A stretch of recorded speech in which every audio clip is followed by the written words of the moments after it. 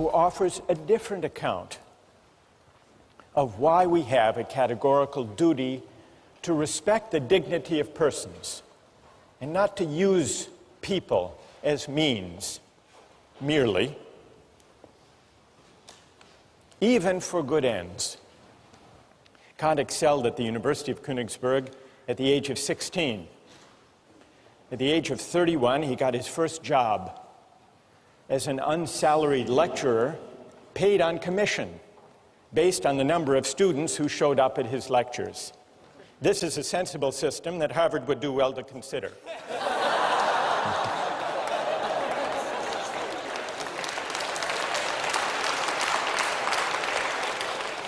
Luckily for Kant, he was a popular lecturer and also an industrious one, and so he eked out a meager living.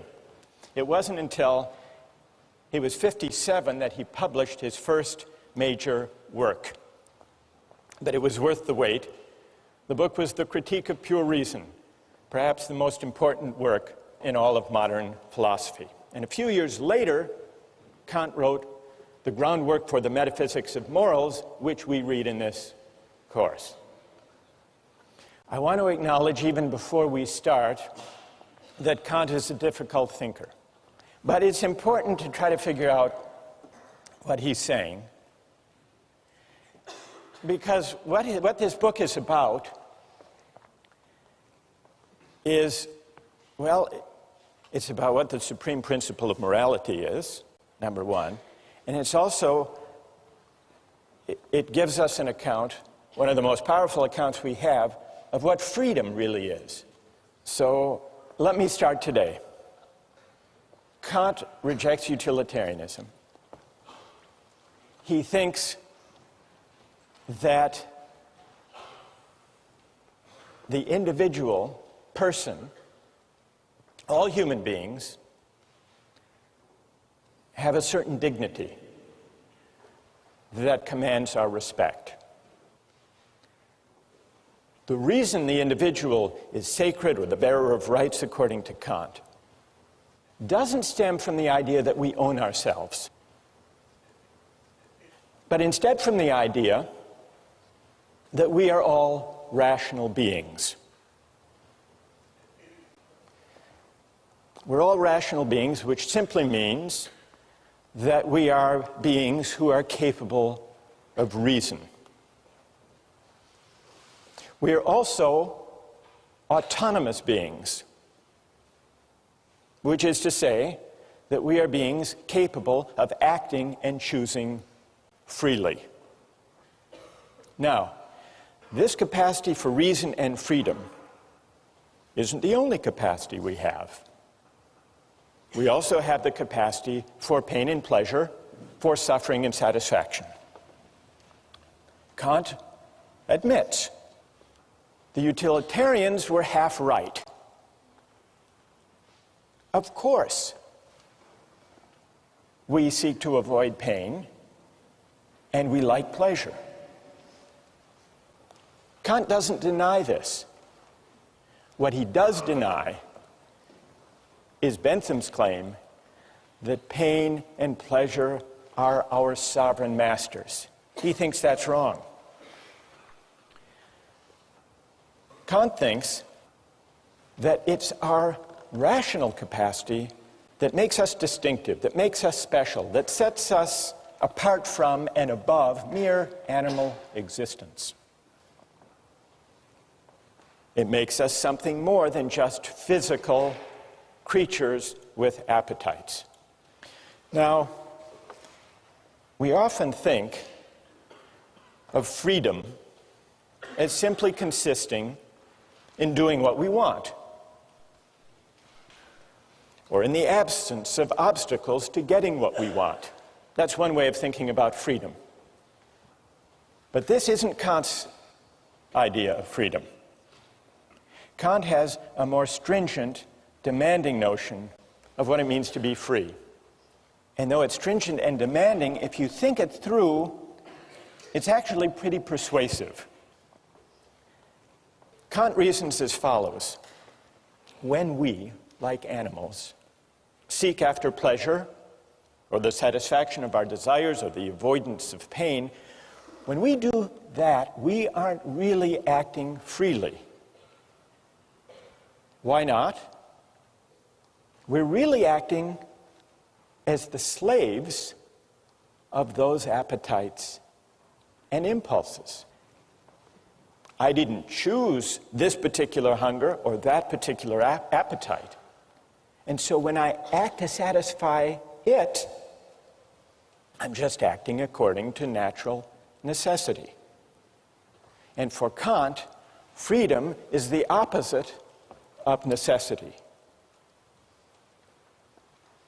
There was an advertising slogan for the soft drink Sprite a few years ago.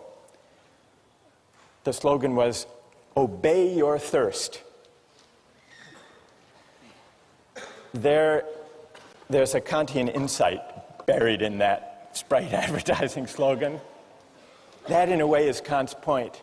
When you go for Sprite or Pepsi, you might think that you're choosing freely, Sprite versus Pepsi, but you're actually obeying something, a thirst, or maybe a desire manufactured or massaged by advertising. You're obeying a prompting that you yourself haven't chosen or created. And here, it's worth noticing Kant's specially demanding idea of freedom. What way of acting, how can my will be determined if not by the promptings of nature or my hunger or my appetite or my desires? Kant's answer: to act freely is to act autonomously. And to act autonomously is to act according to a law that I give myself, not according to the physical laws of nature or to the laws of cause and effect, which include my desire to eat or to drink or to choose this food in a restaurant over that. Now, what is the opposite? What is the opposite of autonomy?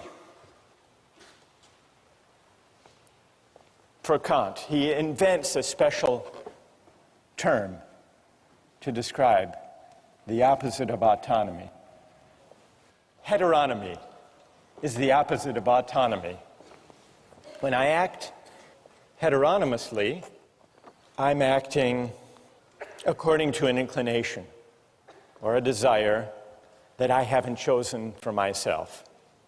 So freedom as autonomy is the specially stringent idea that Kant insists on. Now, why is autonomy the opposite of acting heteronomously or according to the dictates of nature? Kant's point is that nature is governed by laws of cause and effect, for example. Suppose you drop a billiard ball. It falls to the ground. We wouldn't say the billiard ball is acting freely. Why not? It's acting according to the law of nature, according to the laws of cause and effect, the law of gravity. And just as he has an unusually demanding and stringent conception of freedom, freedom as autonomy, he also has a demanding conception of morality. To act freely is not to choose the best means to a given end. It's to choose the end itself for its own sake.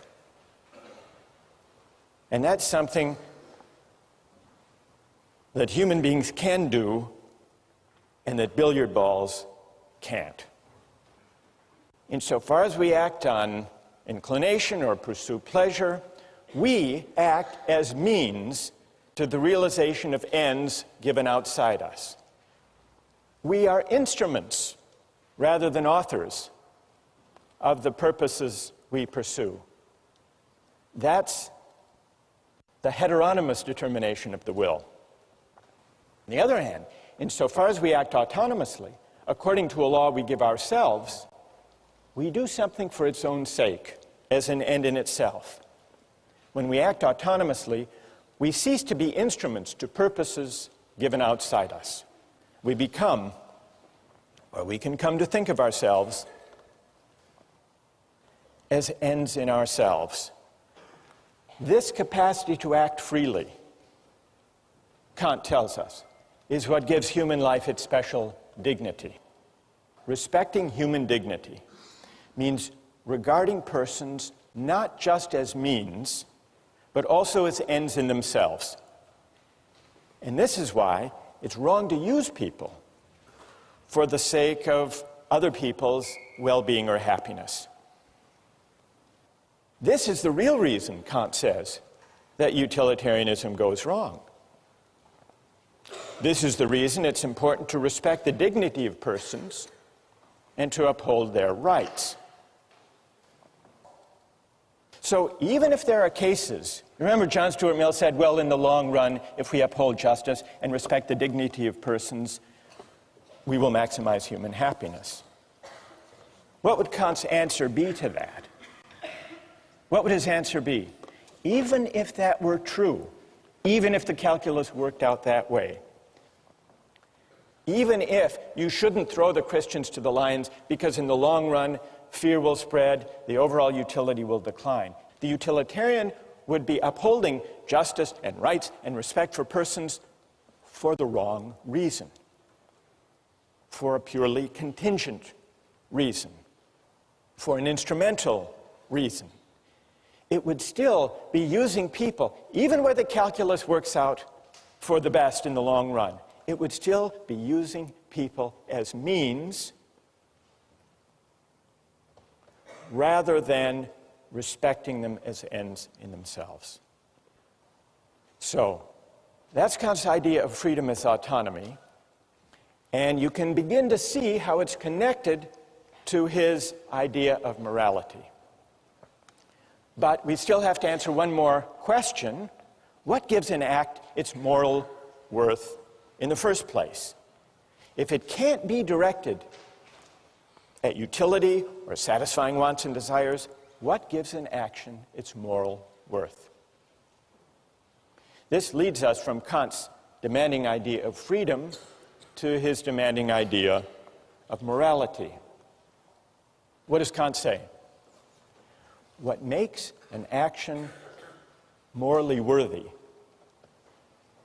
consists not in the consequences or in the results that flow from it. What makes an action morally worthy has to do with the motive, with the quality of the will, with the intention for which the act is done. What matters is the motive.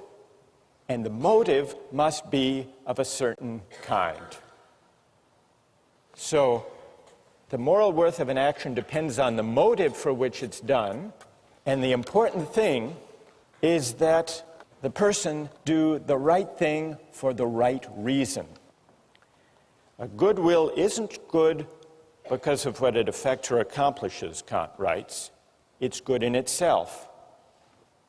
Even if by its utmost effort the good will accomplishes nothing, it would still shine like a jewel for its own sake as something which has its full value in itself.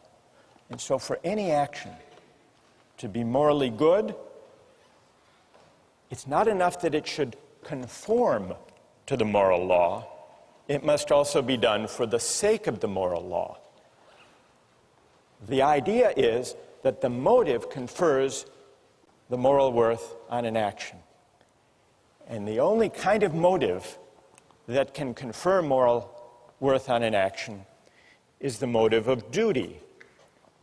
Well, what's the opposite of doing something out of a sense of duty because it's right? Well, for Kant, the opposite would be all of those motives having to do with our inclinations. And inclinations refer to all of our desires, all of our contingently given wants, preferences, impulses, and the like. Only actions done for the sake of the moral law, for the sake of duty, Only these actions have moral worth. Now, I want to see what you think about this idea, but first let's consider a few examples. Kant begins with an example of a shopkeeper. He wants to bring out the intuition and make plausible the idea that what confers moral worth on an action is that it be done because it's right. He says, suppose there's a shopkeeper and an inexperienced customer comes in. The shopkeeper knows that he could give the customer the wrong change, could shortchange the customer and get away with it. At least that customer wouldn't know. But the shopkeeper nonetheless says, well, if I shortchange this customer, word may get out, my reputation would be damaged, and I would lose business. So I won't shortchange this customer. The shopkeeper does nothing wrong. He gives the correct change. But does his action have moral worth? Kant says no. It doesn't have moral worth because the shopkeeper only did the right thing for the wrong reason, out of self-interest. That's a pretty straightforward case. Then he takes another case, the case of suicide. He says we have a duty to preserve ourselves.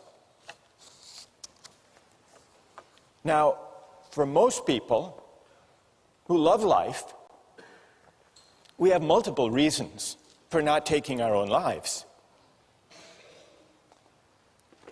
So the only way we can really tell, the only way we can isolate the operative motive for someone who doesn't take his or her life is to imagine someone who's miserable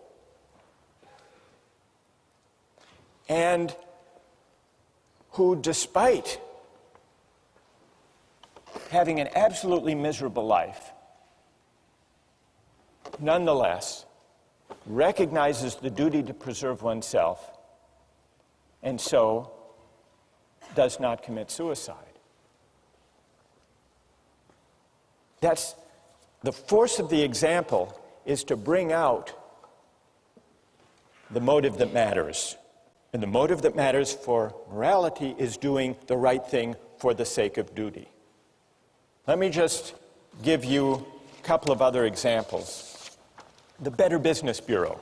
What's their slogan? The slogan of the Better Business Bureau? Honesty is the best policy. It's also the most profitable. This is the Better Business Bureau's full-page ad in the New York Times. Honesty. It's as important as any other asset, because a business that deals in truth, openness, and fair value cannot help but do well. Come join us and profit from it.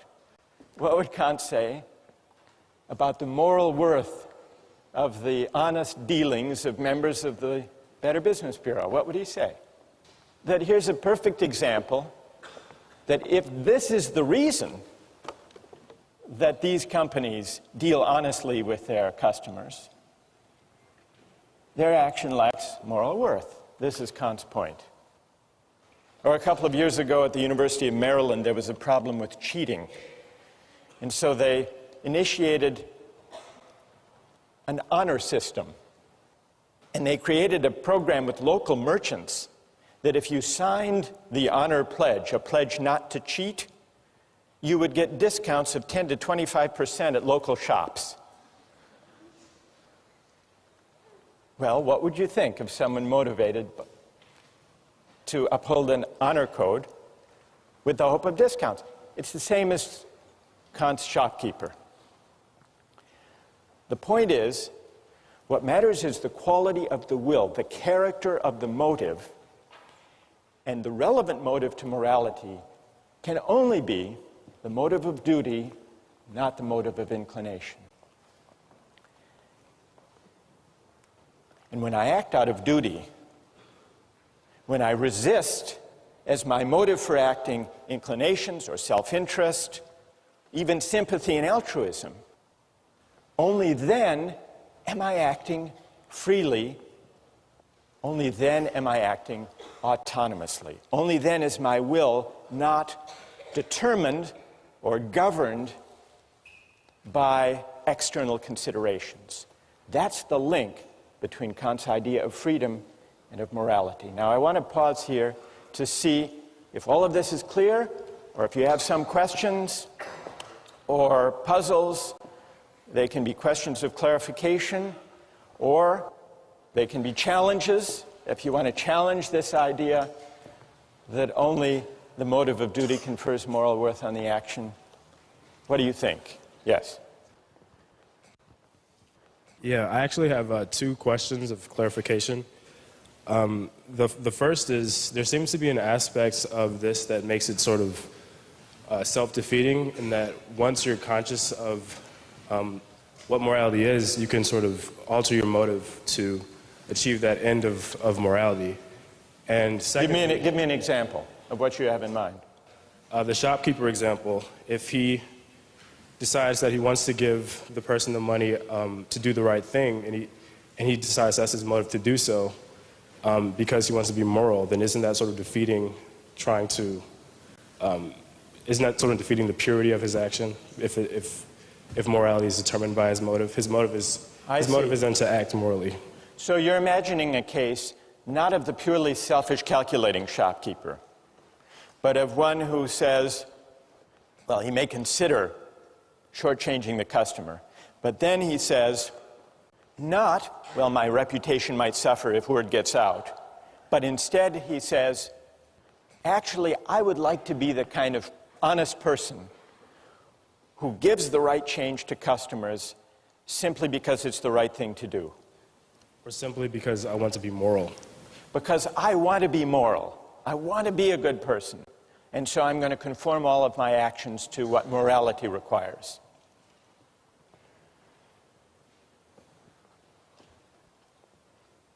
It's a subtle point. It's a good question. Kant does acknowledge, you're pressing Kant on an important point here. Kant does say there has to be some incentive to obey the moral law. It can't be a self-interested incentive. That would defeat it by definition.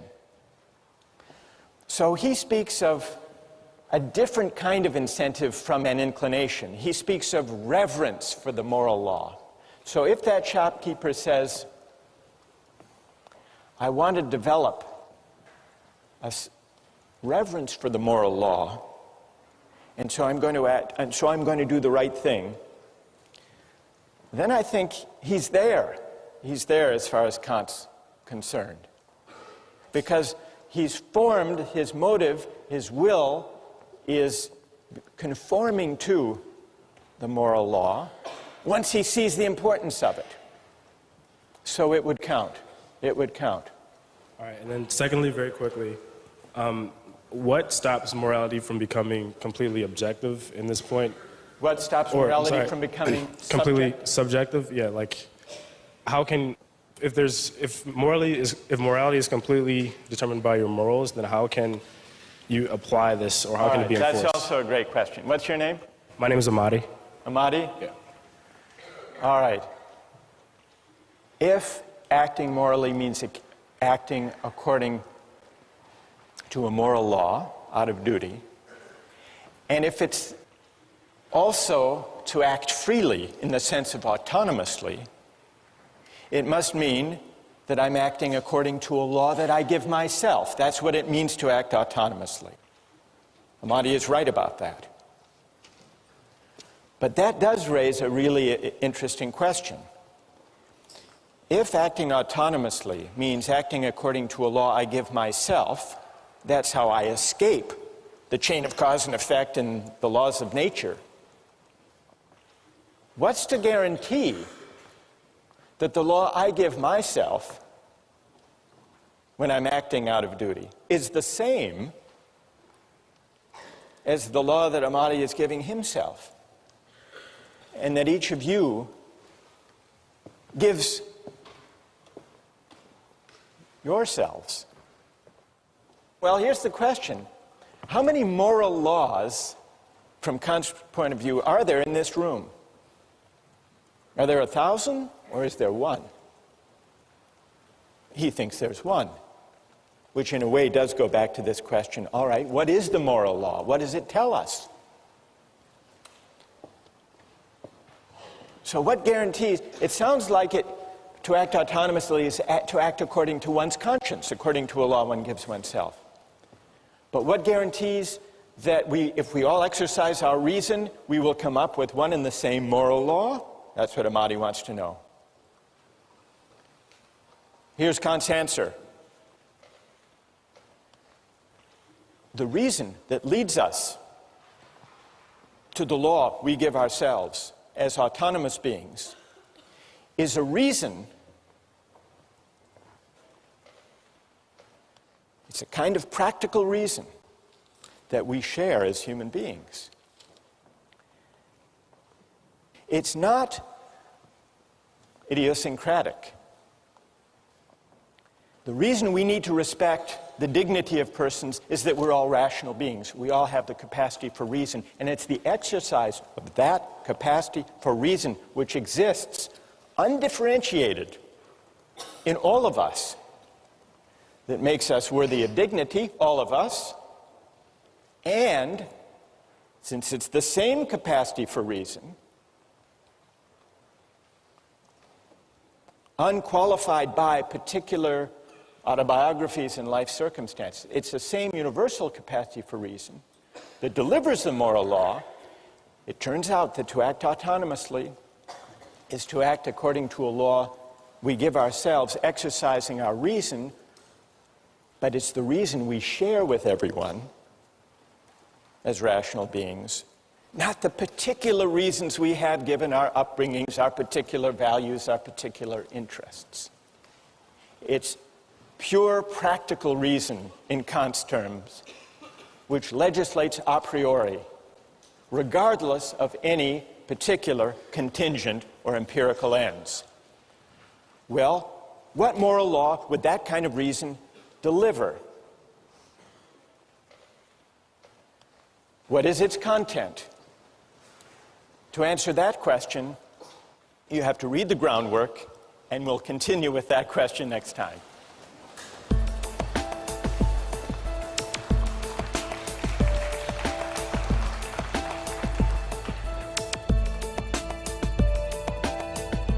For Kant, morally speaking, suicide is on a par with murder. It's on a par with murder because what we violate when we take a life, when we take someone's life, ours or somebody else's, we use that person, we use a rational being, we use humanity as a means. And so we fail to respect humanity as an end.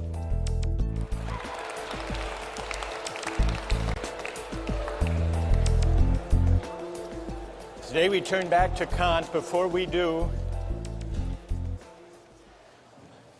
remember, this is the week by the end of which all of you will basically get Kant, figure out what he's up to.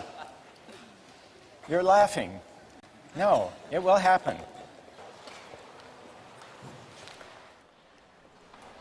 Kant's groundwork is about two big questions.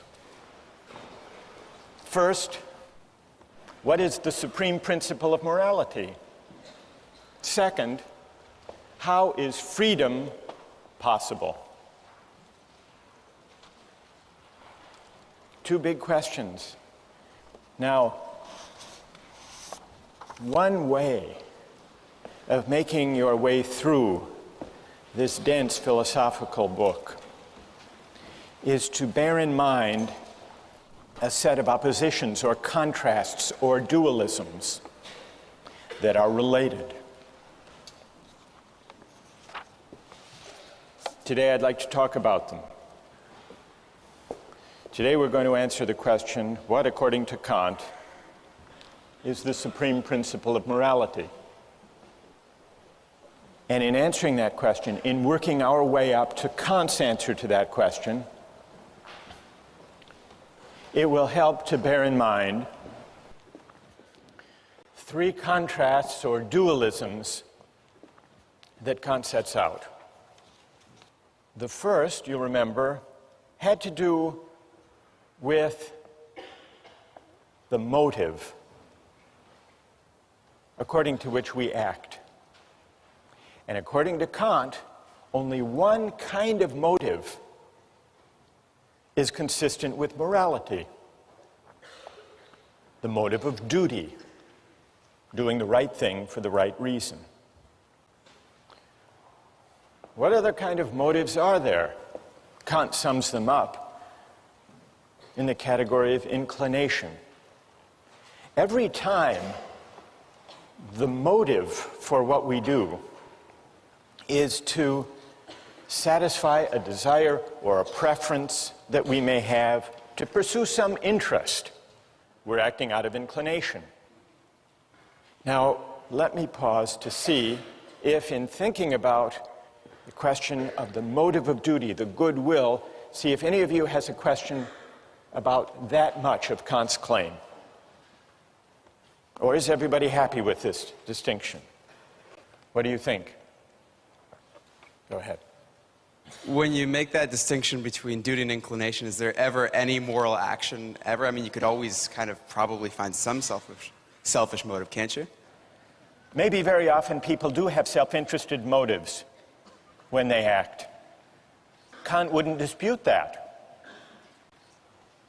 But what Kant is saying is that insofar as we act morally, that is, insofar as our actions have moral worth, what confers moral worth is precisely our capacity to rise above self-interest and prudence and inclination and to act out of duty.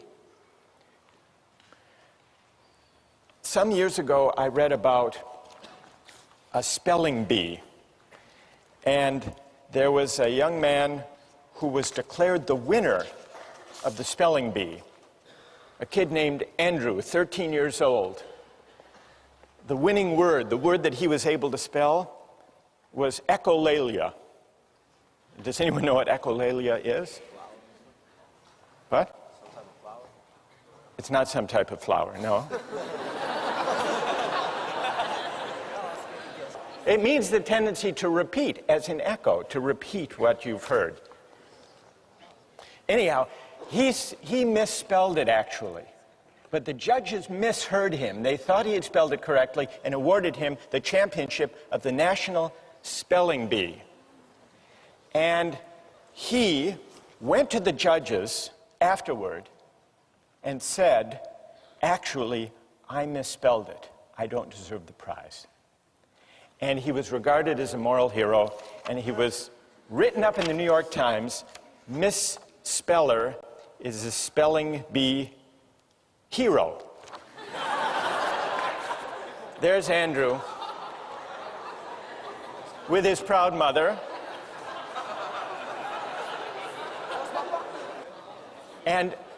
But when he was interviewed afterwards, listen to this, when he was interviewed afterwards, he said, quote, "The judges said I had a lot of integrity."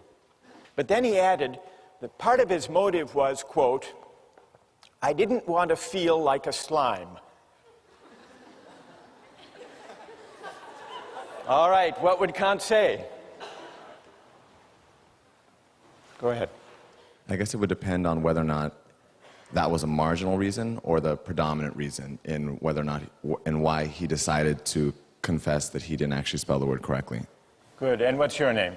Vasco. That's very interesting. Is there anyone else who has a view about this? Does this show that Kant's principle is too stringent, too demanding? What would Kant say about this? Yes.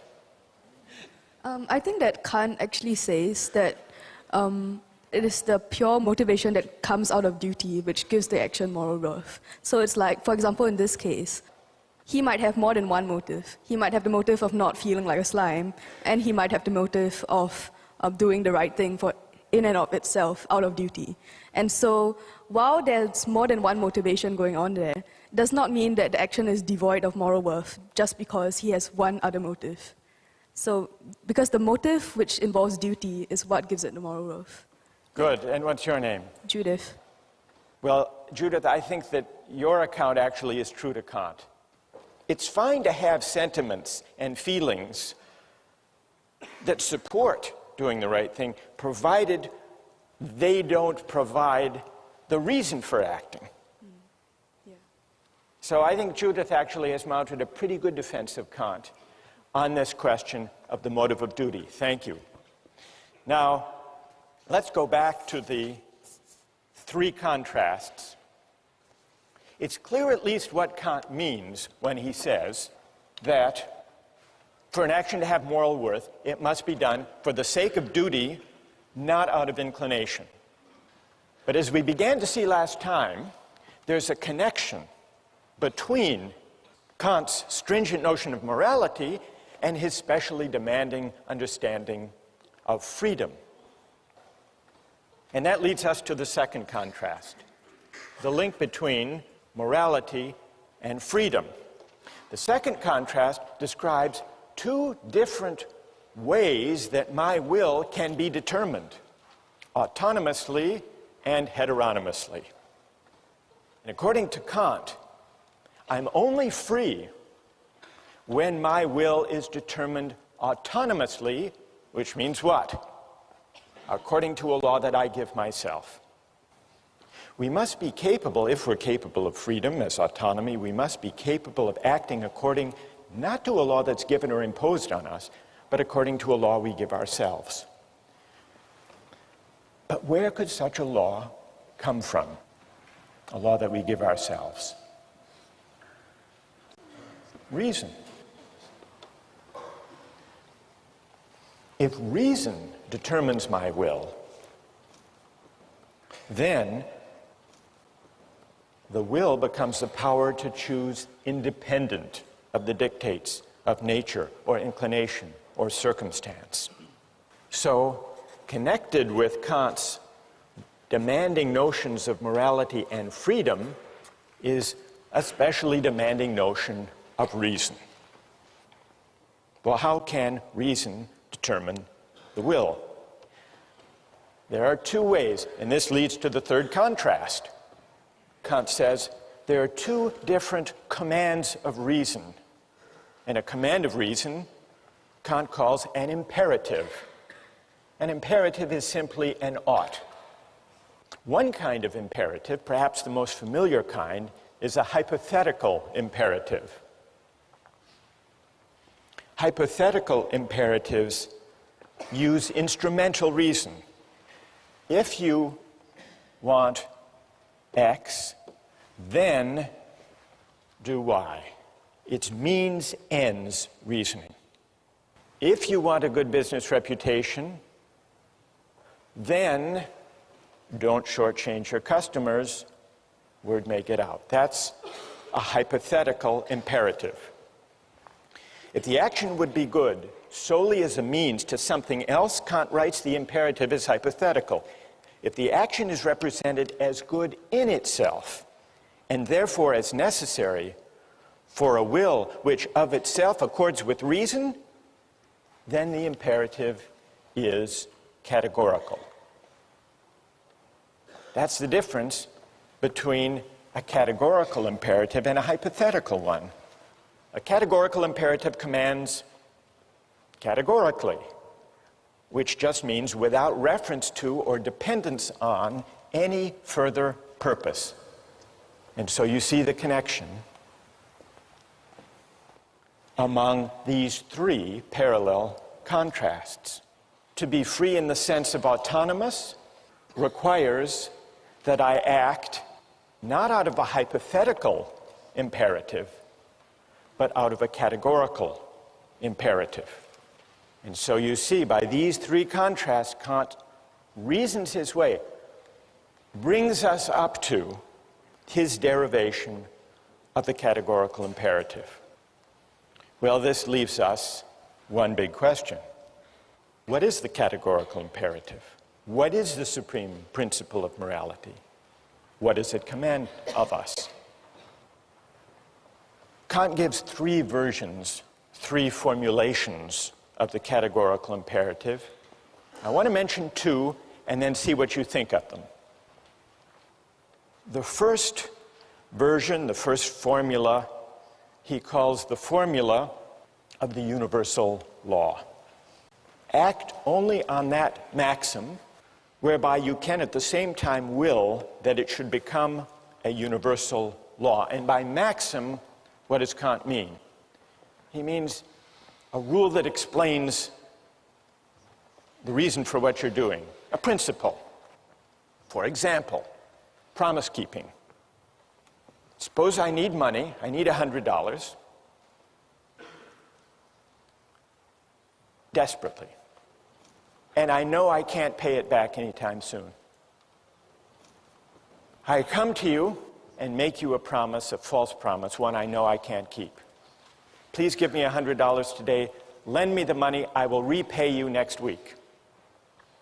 Is that consistent with the categorical imperative, that false promise? Kant says no.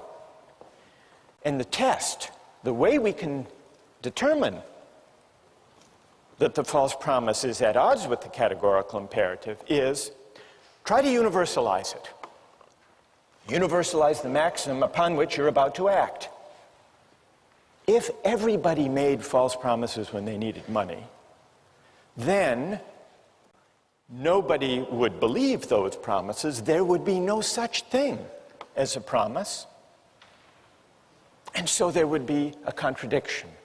The maxim, universalized, would undermine itself. That's the test. That's how we can know that the false promise is wrong. Well, what about the formula of the universal law? You find it persuasive?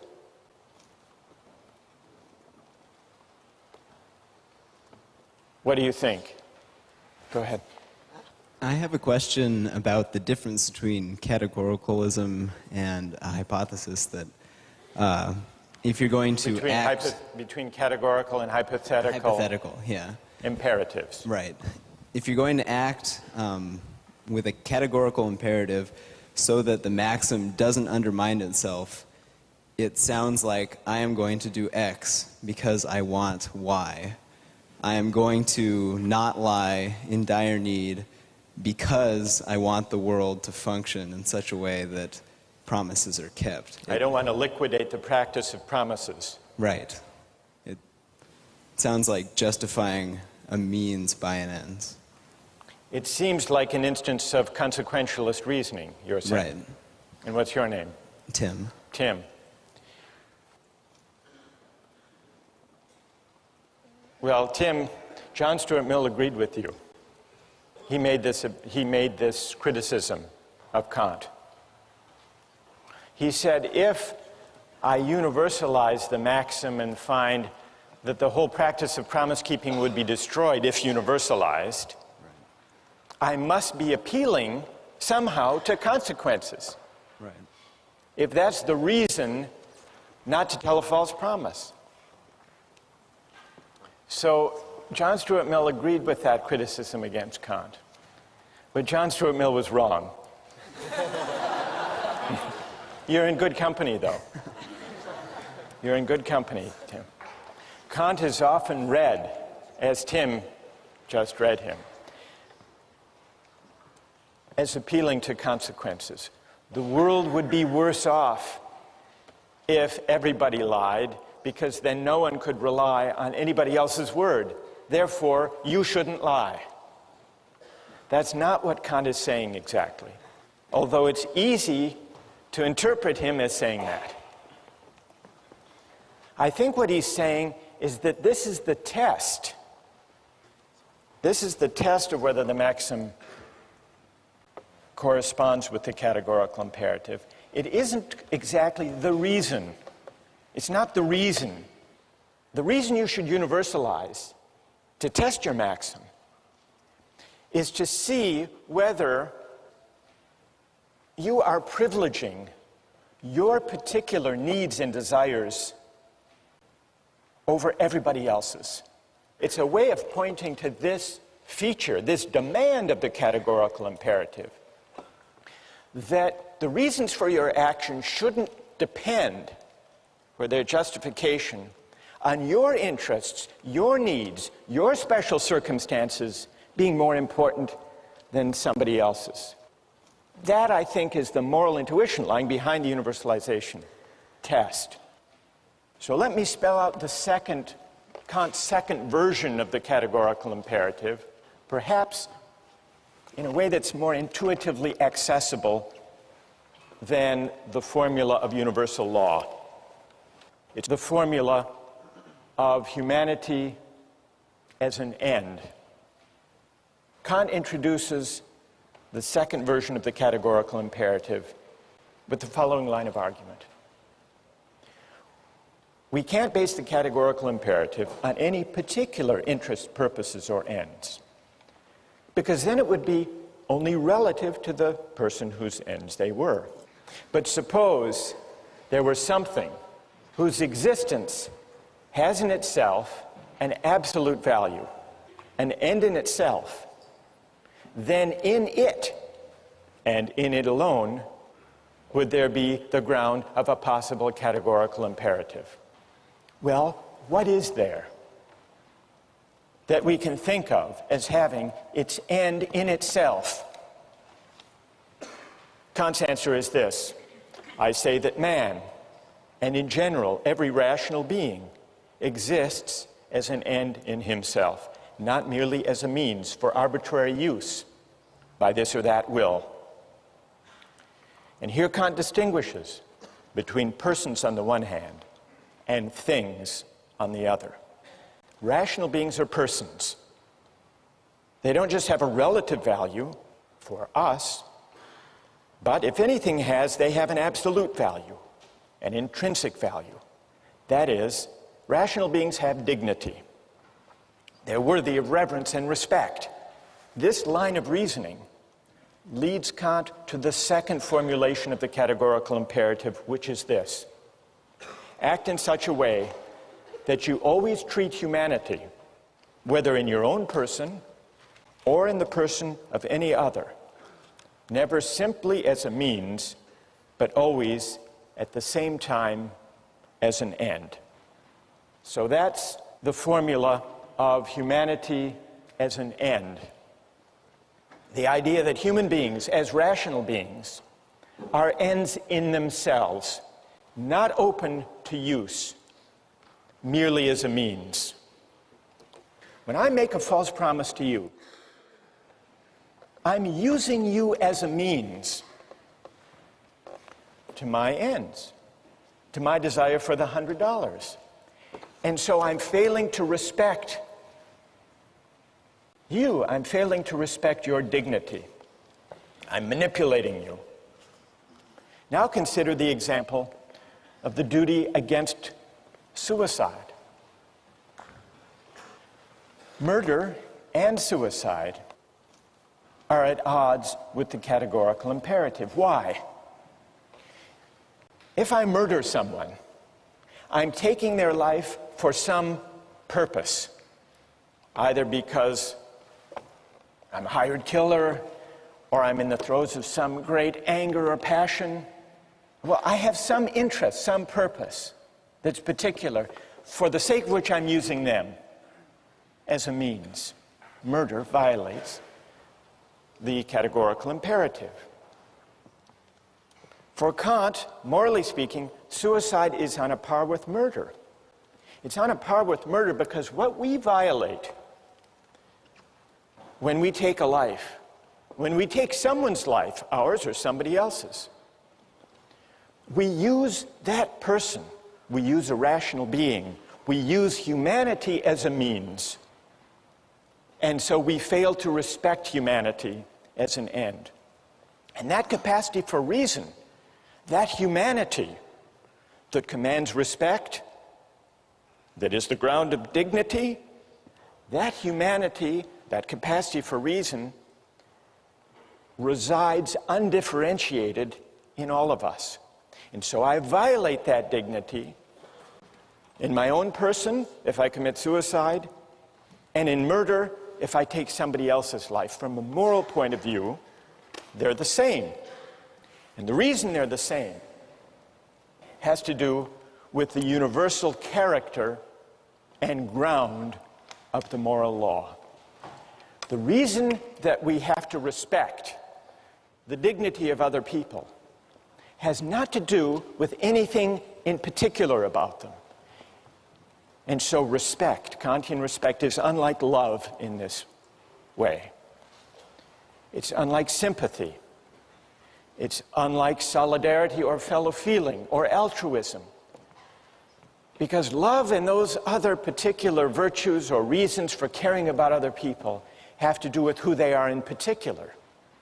But respect for Kant, respect is respect for humanity, which is universal, for a rational capacity which is universal. And that's why violating it, in my own case, is as objectionable as violating it in the case of any other. Questions or objections?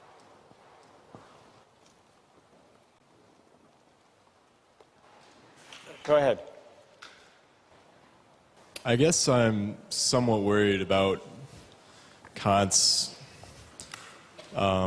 statement that you cannot use a person as a means because every person is an end in and of themselves. Because it seems that every day, in order to get something accomplished for that day, I must use myself as a means to some end. And I must use the people around me as a means to some end as well. For instance, suppose that I want to do well in a class, and I have to write a paper. I have to use myself as a means to write the paper. Suppose I want to buy something, food. I must go to the store and use the person working behind the counter as a means for me to purchase my food. Right. That's true. You do. What's your name? Patrick. Patrick, you're not doing anything wrong. You're not violating the categorical imperative when you use other people as means. That's not objectionable, provided when we deal with other people for the sake of advancing our projects and purposes and interests, which we all do, provided we treat them in a way that is consistent with respect for their dignity. And what it means to respect them is given by the categorical imperative. Are you persuaded? Do you think that Kant has given a compelling account, a persuasive account of the supreme principle of morality? Reread the groundwork, and we'll try to answer that question next time.